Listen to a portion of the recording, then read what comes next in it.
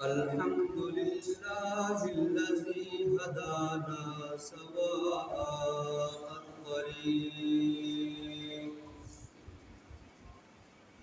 وجعل لنا التوفيق خير رفيق والصلاة والسلام على من أرسله هدى وبالاهتداء حكيم ونورا به الاقتداء يليق وعلى آله وأصحابه الذين سعدوا في مناهج الصدق بالتصديق وسعدوا في معارج الحق بالتحقيق. أما بعد فقد قال الله تبارك وتعالى في القرآن المجيد والفرقان الحميد: أعوذ بالله من الشيطان الرجيم. بسم الله الرحمن الرحيم.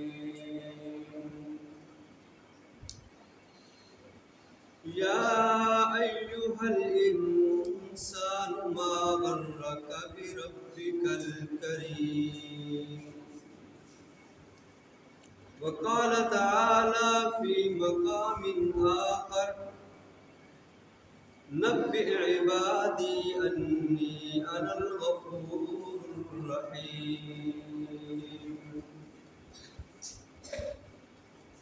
وقال النبي صلى الله تعالى عليه وسلم: التائب من الذنب كمن لا ذنب له. وقال النبي صلى الله عليه وسلم: من صام رمضان إيمانا واحتسابا غفر له ما تقدم من ذنبه ومن قام رمضان إيمانا واحتسابا غفر له ما تقدم من ذنبه أو كما قال النبي صلى الله تعالى عليه وسلم: آمنت بالله صدق الله العظيم وصدق رسوله النبي الكريم ونحن على ذلك لمن الشاهدين والشاكرين والحمد لله رب العالمين.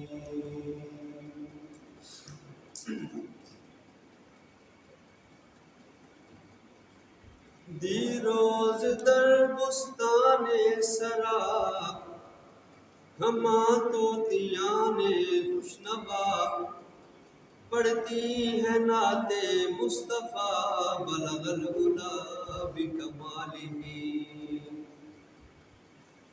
قمریاں بھی ذوق میں ڈالے ہوئے سر توق میں، قمریاں بھی ذوق میں ڈالے ہوئے سر توق میں، پڑھتی ہیں اپنے شوق میں کشف الدجا بجمالہ. بلبلیں بھی کو بکو لے لے کے ہر ایک گل کی بو، بلبلیں بھی کو بکو لے لے کے ہر ایک گل کی بو، کرتی ہیں باہم گفتگو حسنت جمیع خصالہ. چڑیوں کے سن کر چہچہے انسان بھلا کیوں چپ رہے، چڑیوں کے سن کر چہچہے انسان بھلا کیوں چپ رہے، لازم ہے اس پر یوں کہے صلو علیہ وآلہ. محبت ذوق شوق کے ساتھ درود پاک کا نذرانہ پیش کریں۔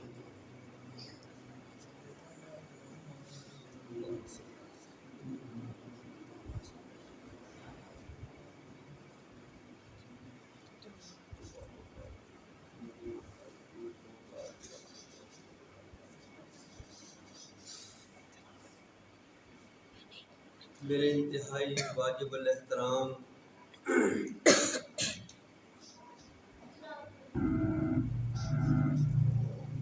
دوستوں، بزرگوں، بھائیوں،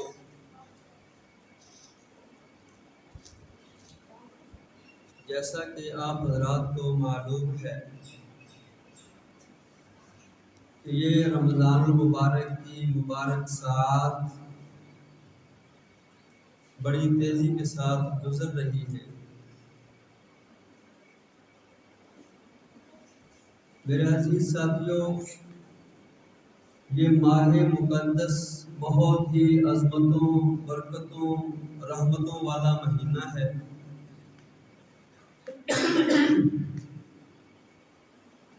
حدیث پاک کا مفہوم ہے، پیارے آقا صلی اللہ علیہ وسلم ارشاد فرماتے ہیں کہ جب رمضان مبارک کی پہلی رات ہوتی ہے تو خالق کائنات رب ذوالجلال اپنی رحمتوں کے دروازے کھول دیتے ہیں، آسمانوں کے دروازے کھول دیتے ہیں، برکتوں کے دروازے کھول دیتے ہیں اور اپنی جنت کے دروازے کھول دیتے ہیں اور جہنم کے دروازوں کو بند کر دیتے ہیں۔ وسلسلۃ الشیاطین اور سرکش شیاطین کو جکڑ دیتے ہیں۔ تو میرے عزیز ساتھیوں، علماء نے لکھا ہے کہ اللہ رب العزت نے یہ ماہ مقدس ہمیں عطا بھی فرما دیا اور عطا فرمانے کے ساتھ ساتھ اپنے رستے کے اندر جتنی رکاوٹیں تھیں ان رکاوٹوں کو بھی اللہ رب العزت نے ختم فرما دیا اور پھر اپنی رحمتوں، بخششوں، مغفرتوں اور اپنی جنت کے دروازوں کو بھی کھول دیا۔ تو علماء نے لکھا ہے کہ اب بھی اگر کوئی بندہ اللہ کے دربار میں نہیں آتا، روزہ نہیں رکھتا، تراویح ادا نہیں کرتا، قرآن پاک کی تلاوت نہیں کرتا، تو اس کو اپنے ایمان کی فکر کرنی چاہیے۔ کیوں عام دنوں کے اندر تو بہانہ ہے کہ مجھے شیطان نے برگلا لیا، اب تو شیاطین جو سب سے بڑی رکاوٹ ہے ان کو بھی قید کر دیا گیا، اب کون سی چیز ہے جو تجھے اللہ کے در پہ آنے نہیں دیتی؟ تو میرے عزیز ساتھیوں، یہ بہت ہی قیمتی ساعات ہیں۔ اور پھر جمعۃ المبارک کا دن، یہ بھی ایک اپنی فضیلت رکھتا ہے۔ رمضان المبارک کی اپنی فضیلت ہے، جمعۃ المبارک کی اپنی فضیلت ہے، تو کئی ساری فضیلتیں اللہ پاک نے ہمیں زندگی کے اندر ایک دفعہ پھر نصیب فرمائی۔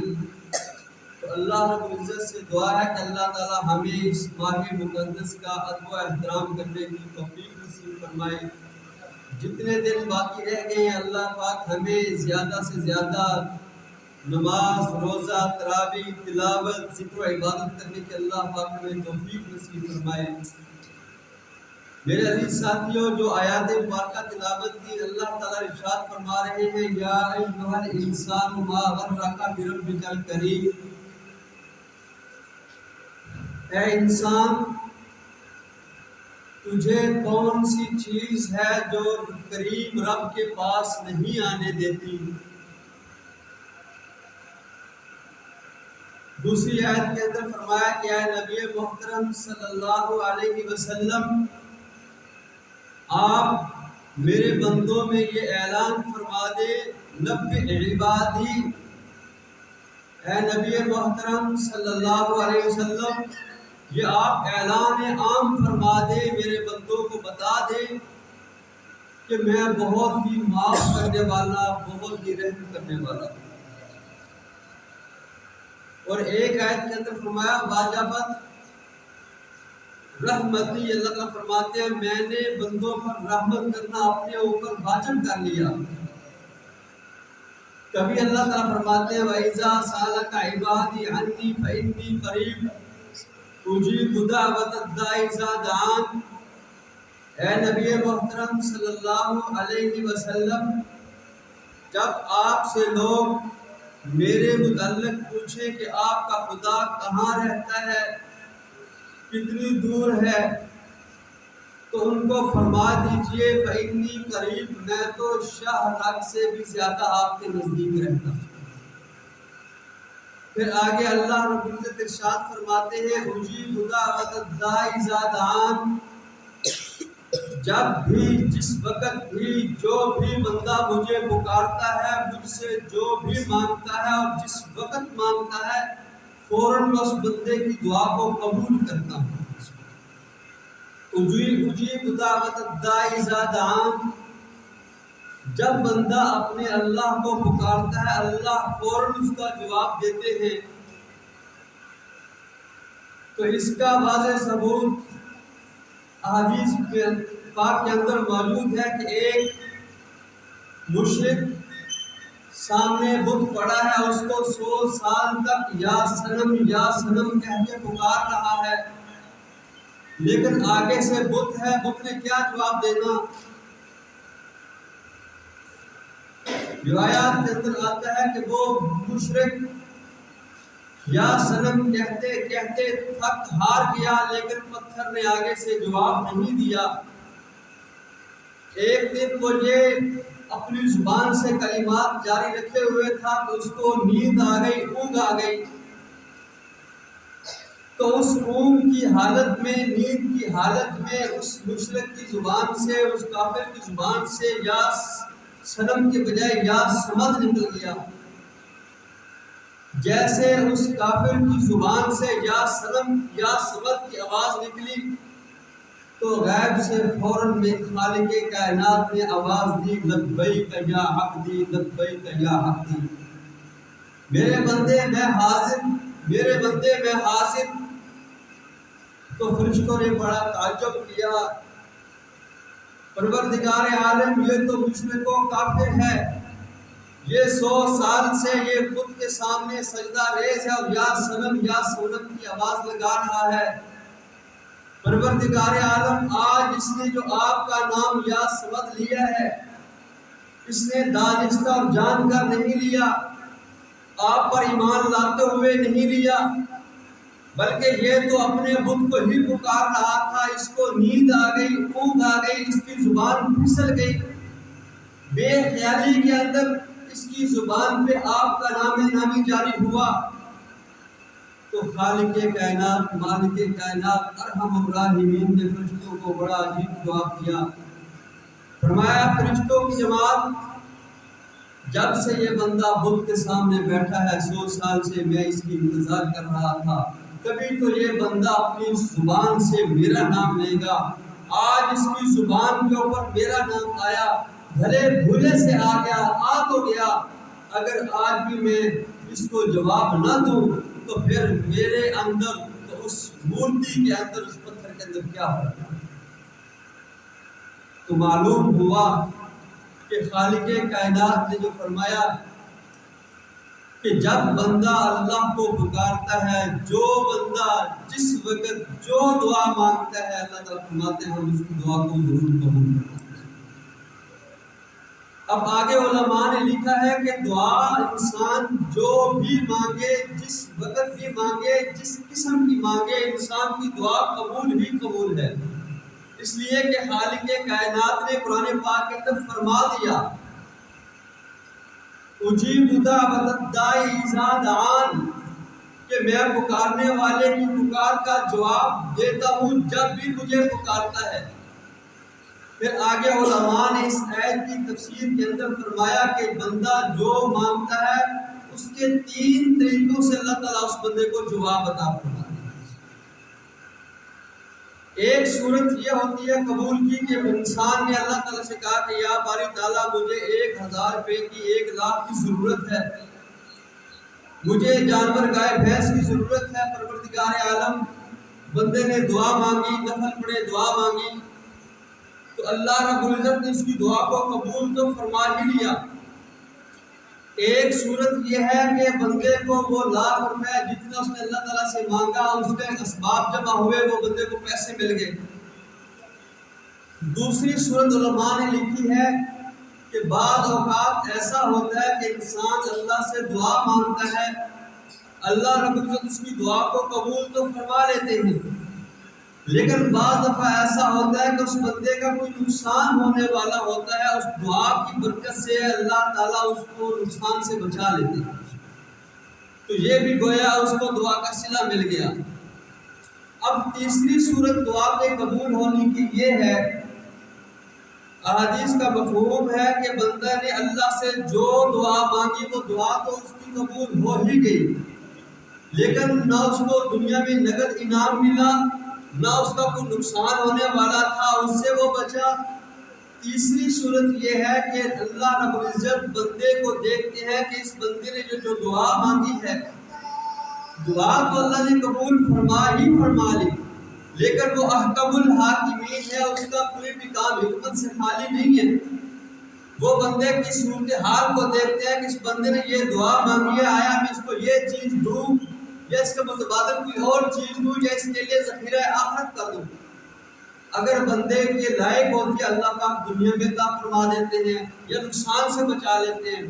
تیسری بات یہ ہے کہ وہ دنیا میں ابھی اس کا وہ متحمل نہیں تھا، دعا اللہ نے قبول فرما لی، لیکن اس کے لیے آخرت کے اندر جمع کر لی، اب اس کا حساب اللہ تعالیٰ آخرت کے اندر دے گا۔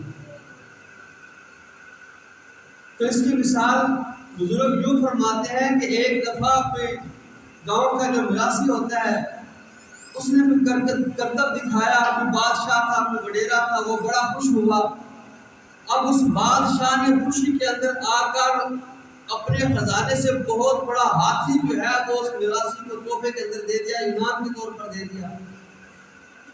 اب بادشاہ نے ہاتھی انعام تو دے دیا اس مراسی کو، اب وہ مراسی بیچارہ غریب آدمی، غریب، وہ تو اپنے 4 بچوں 2 بچوں کو ایک وقت کا کھانا بڑے مشکل سے مہیا کرتا ہے، اب ہاتھی کو اتنی خوراک کیسے مہیا کی جائے؟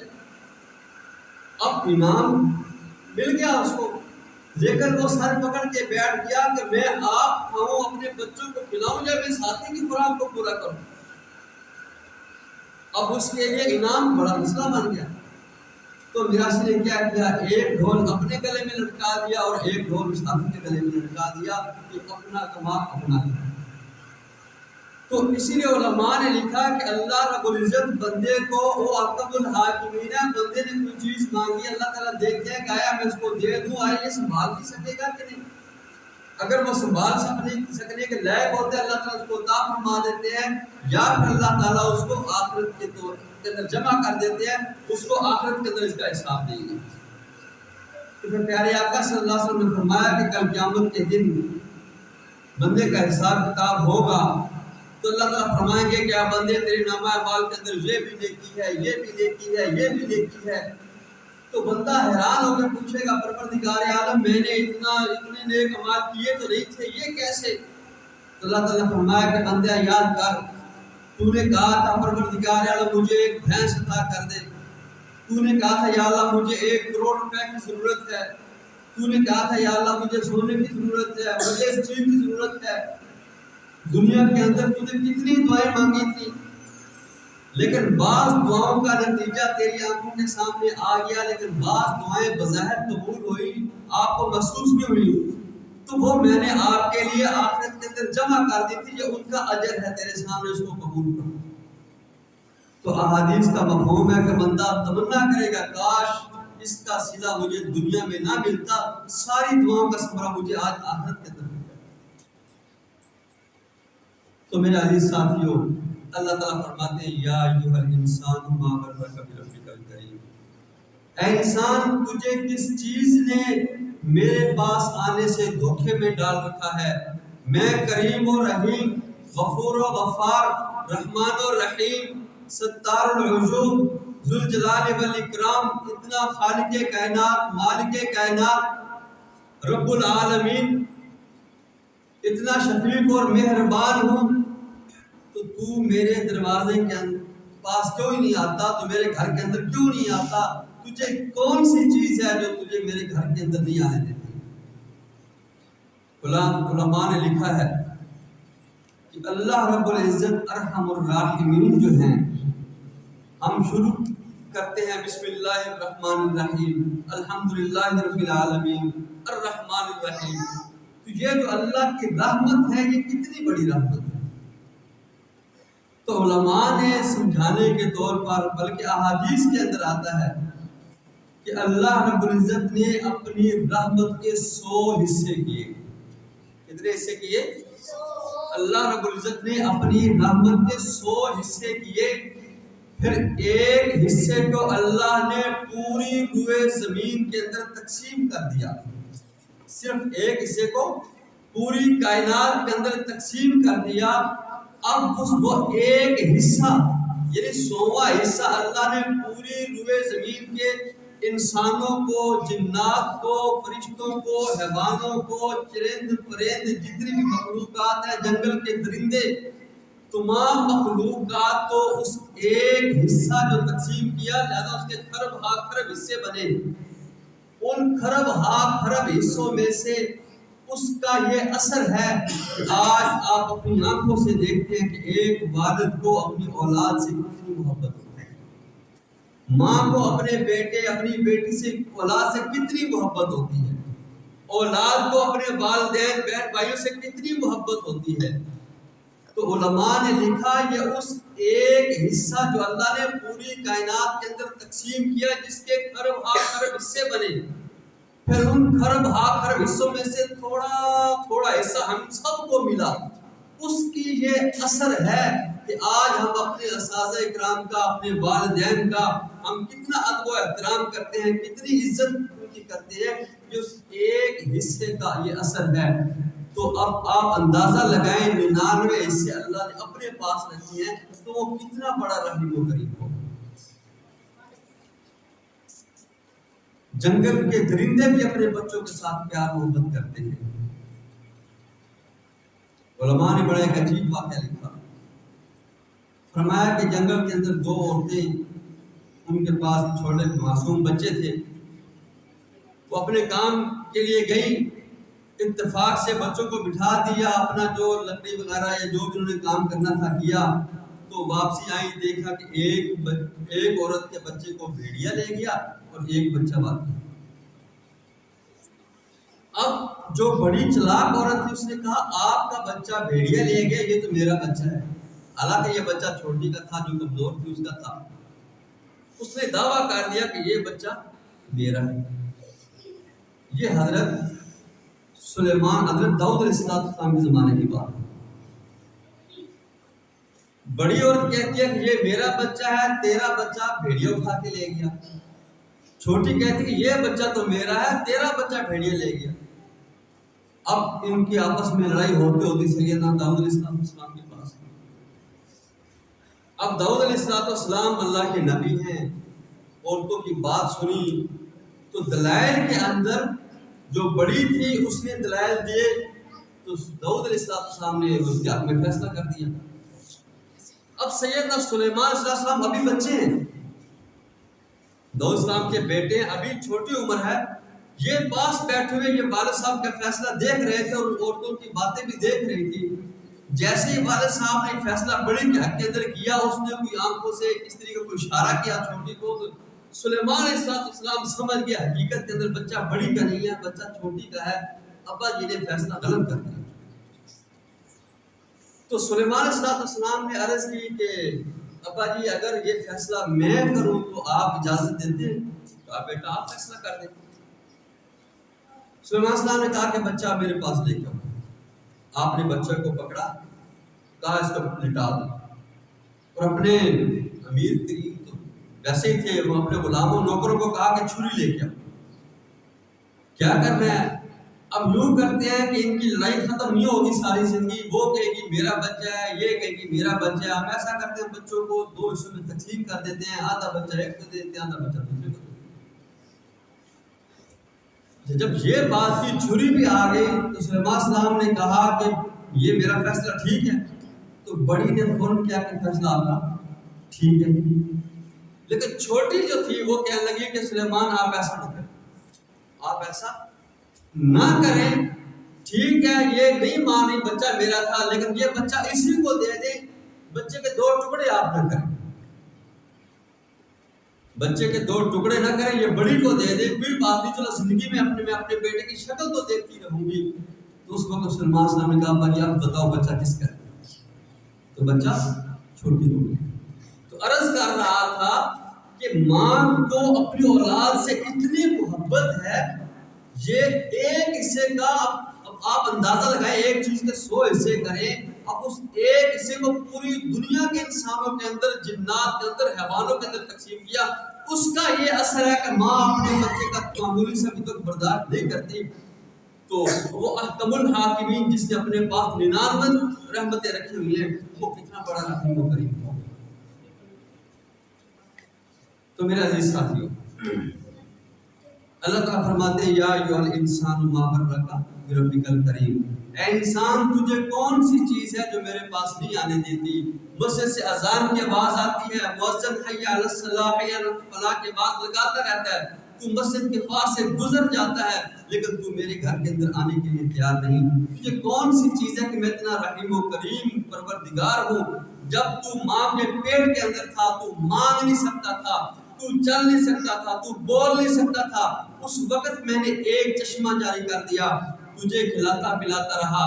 اب جب تو ماں کے پیٹ سے باہر آیا، تیرے لیے میں نے 2 چشمے جاری کر دیے، تھوڑا سا بڑا ہوا، تیرے لیے میں نے 4 نعمتیں عطا کر دی، اب تو پھل بھی کھا رہا ہے، گوشت بھی کھا رہا ہے، سبزی بھی کھا رہا ہے، دودھ بھی پی رہا ہے، 4 تیرے لیے میں نے دروازے کھول دیے۔ اے میرے بندے، تو میری اور میرے حبیب صلی اللہ علیہ وسلم کی بات کو مان کے زندگی گزار کے جا، جنت کے 8 دروازے تیرا انتظار کرتے ہیں۔ تو میرے عزیز ساتھیو، اللہ تعالیٰ فرماتے ہیں یا ایھا الانسان ما غرک بربک الکریم، اے انسان تجھے کون سی چیز ہے جو میرے گھر کے اندر نہیں آتی؟ اللہ تعالیٰ تو اتنے رحیم و کریم ہے، اتنے رحیم و کریم ہے، اتنی جلدی سکا والد یا والدہ نہیں مانتی، سکی اولاد نہیں مانتی، اس سے پہلے خود احکم الحاکمین مانتا ہے۔ صرف 2 آنسو تو بہاؤ۔ سیدنا موسیٰ علیہ السلام کا زمانہ ہے، قحط پڑ گیا، بارش نہیں ہو رہی، لوگ پریشان حال، بھوک سے بےحال، جانور بھی مرنے لگے، ساری قوم اکٹھی ہو کے موسیٰ علیہ السلام کے پاس آ گئی، کیا موسیٰ نبی اللہ، آپ اللہ کے نبی ہیں، آپ موسیٰ کلیم اللہ بھی ہیں، صاحب شریعت بھی ہیں، صاحب کتاب بھی ہیں، اولو العزم کا نمبر ہے آپ، اللہ تعالیٰ سے ہمارے ہاتھ میں رحم کی درخواست۔ سارے لوگوں کو اکٹھا کر کے آپ میدان کے اندر لے گئے، وہاں بھی بلا کر دعا مانگ رہے ہیں، دعا مانگی یا باری تعالیٰ ہمارے حال پہ رحم فرما۔ روایات کے اندر آتا ہے سورج کی روشنی اور تیز، دھوپ گرمی اور تیز، پھر گڑ گڑا رہے ہیں یا اللہ ہمارے حال پہ رحم فرما، یا اللہ تمہارے حال پہ رحم فرما، بارش کا نزول فرما۔ اب تو ہمارے بچے بلک رہے ہیں، جانور بھی بھوک سے مر رہے ہیں۔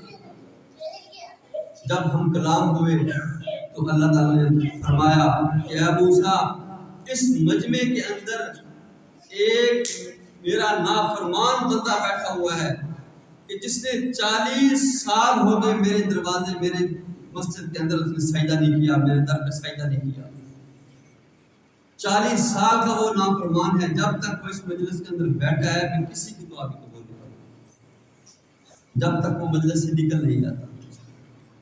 تو سیدنا موسیٰ علیہ السلام نے آواز لگائی کہ اللہ کے بندو، کون ہے بدبخت جس نے 40 سال ہو گئے اللہ کو سجدہ نہیں کیا، جس کی وجہ سے پوری امت کے اوپر قہر آیا ہوا ہے۔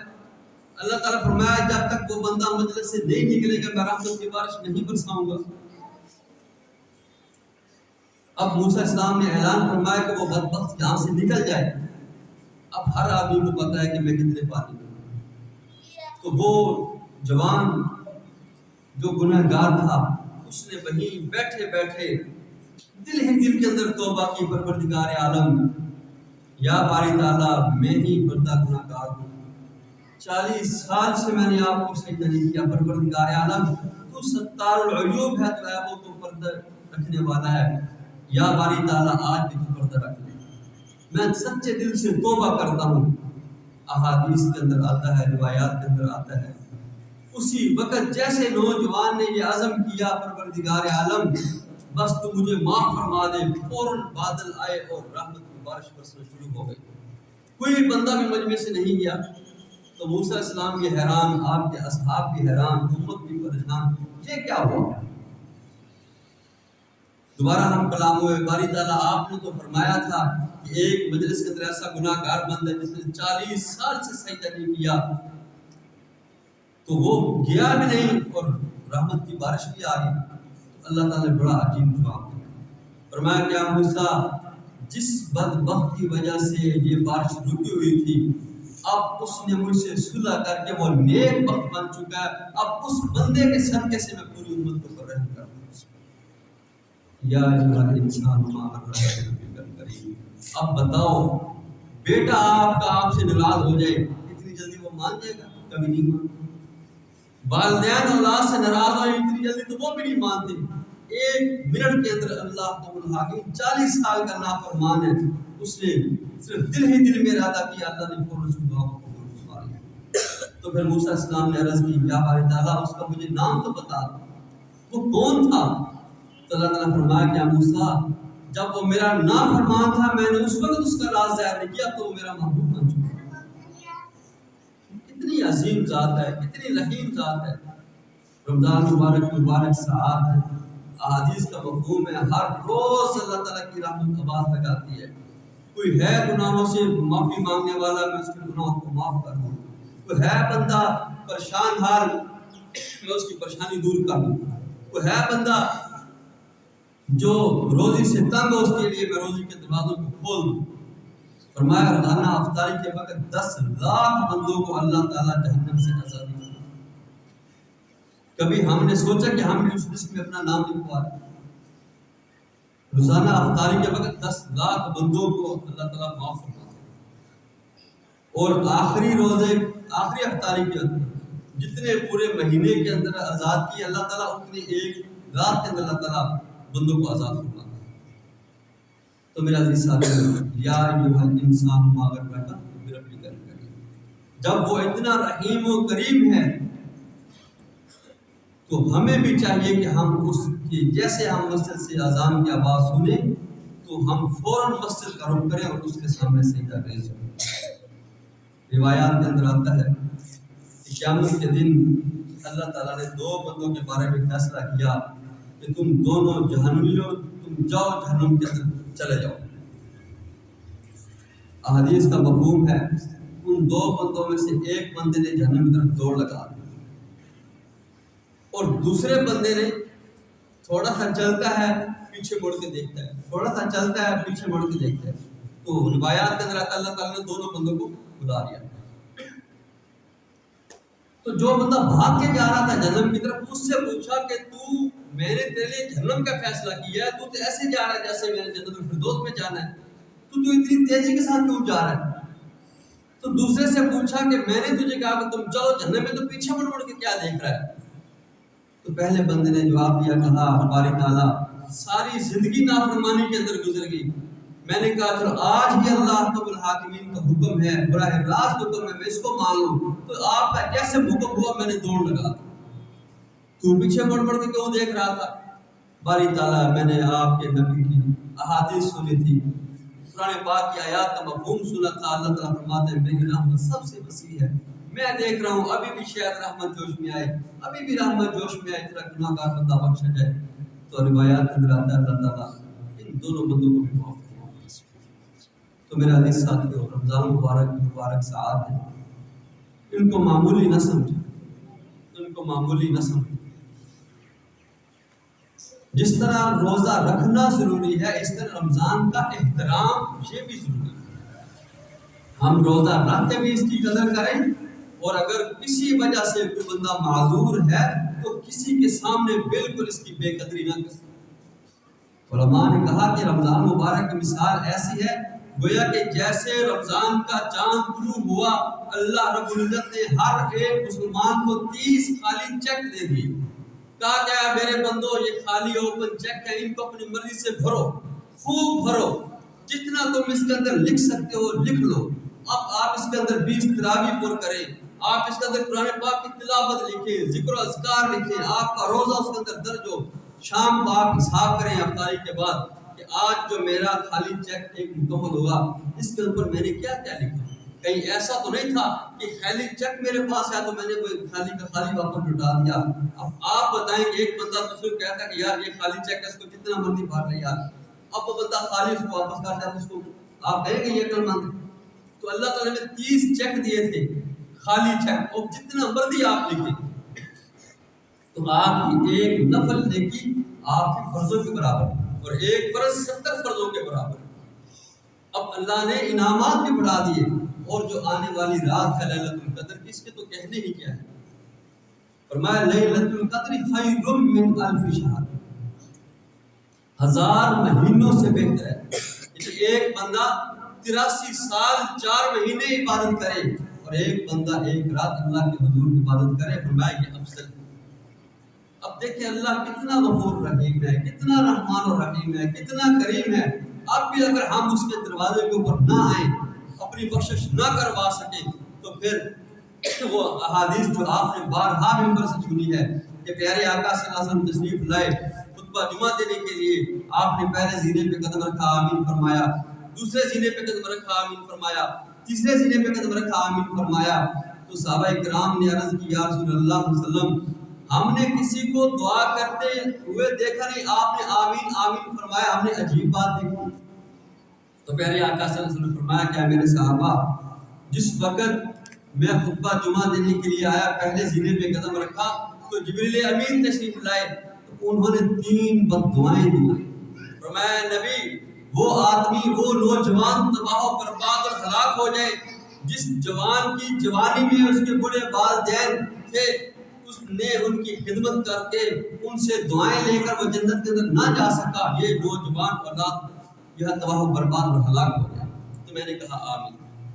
فرمایا جب میں نے دوسرے سینے پہ قدم رکھا، جبریل امین علیہ السلام نے فرمایا کہ یا رسول اللہ صلی اللہ علیہ وسلم جس آدمی کے سامنے آپ کا نام نامی اس میں گرامی آئے اور وہ آپ پر درود پاک کا نذرانہ نہ بھیجے صلی اللہ علیہ وسلم، فرمایا کہ وہ آدمی بھی تباہ و برباد اور ہلاک ہو جائے۔ تو میں نے کہا آمین۔ اور فرمایا کہ تیسری مرتبہ جبریل امین نے کہا کہ یا رسول اللہ اللہ تعالیٰ جس بندے کو، جس جوان کو، جس مسلمان کو جوانی میں عمر کے اندر رمضان مبارک کا مبارک مہینہ دے، جس کے اندر اللہ کی رحمتوں کا نزول، جنت کے دروازے کھل چکے، جہنم کے دروازے بند ہو چکے، ہر وقت اللہ کی رحمت اور رحمت اور لیلۃ القدر جیسی عظیم رات، اس کے باوجود اگر بندہ اپنی بخشش نہ کروا سکے تو وہ آدمی بھی تباہ و برباد اور ہلاک ہو جائے۔ تو میں نے کہا آمین۔ اب میرے عزیز ساتھیوں، اب آپ اندازہ اس بات پر لگائیں کہ بد دعا دینے والے کون ہیں؟ نوری فرشتوں کے سردار روح الامین جبریل امین ہیں، یہ کوئی عام آدمی نہیں ہے۔ نوری فرشتوں کے سردار روح الامین جبریل امین ہیں، اور آمین کہنے والا کون ہے؟ فخر موجودہ، ساقی کوثر، شافی محشر، رحمت للعالمین، وجہ کائنات صلی اللہ علیہ وسلم، امام الانبیاء، امام الملائکہ، وہ آمین کہہ رہے ہیں۔ نوری فرشتوں کا سردار بد دعا دے رہا ہے، انسانوں کا سردار، جنات کا سردار، پوری کائنات کا سردار آمین کہہ رہا ہے۔ اب آپ اندازہ لگائیں یہ دعا قبول ہوگی نہیں ہوگی؟ اب اس بندے کی ہلاکت، یا وہ نوجوان جس نے اپنے والدین کو پریشان کیا ہوا ہے، وہ بندہ ہلاک ہوگا نہیں ہوگا؟ تو میرے عزیز ساتھیوں، دعا کہ اللہ پاک ہمیں رمضان مبارک کی قدر کرنے کی توفیق نصیب فرمائے۔ جو دن باقی بچے ہیں اللہ تعالیٰ ہمیں بڑھ چڑھ کے اس کے اندر تراویح، نماز، روزہ، پورا اہتمام سے ادا کرنے کی توفیق نصیب فرمائے۔